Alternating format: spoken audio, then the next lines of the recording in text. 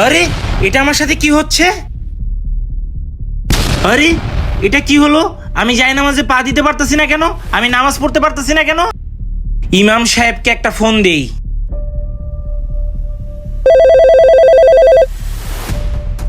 আসসালামু আলাইকুম ইমাম সাহেব, আপনি একটু জলদি আমার দোকানে আসেন। ঠিক আছে সাকিব, আমি এক্ষুনি আসতেছি।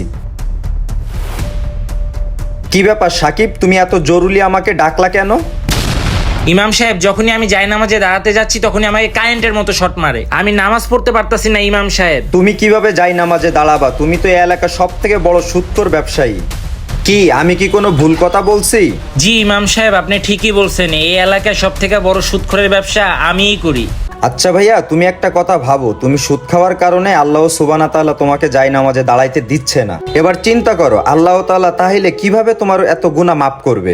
এখনো সময় আছে ভাই, তুমি সুদের ব্যবসা ছেড়ে দাও আর বিসমিল্লাহ বলে যাই নামাজে দাঁড়াও, আর আল্লাহ তাআলার কাছে তুমি তওবা করো, আর আল্লাহ তাআলা দেখবা তোমার সমস্ত গুনাহগাতা মাফ করে দিছে।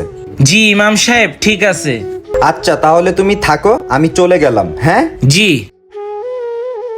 আসুন আমরা সুদের ব্যবসা বাদ দেই, 5 ওয়াক্ত নামাজি হই। অবশ্যই ভিডিওটা আমাদের মুসলিম ভাইদের মধ্যে শেয়ার করে দিবেন।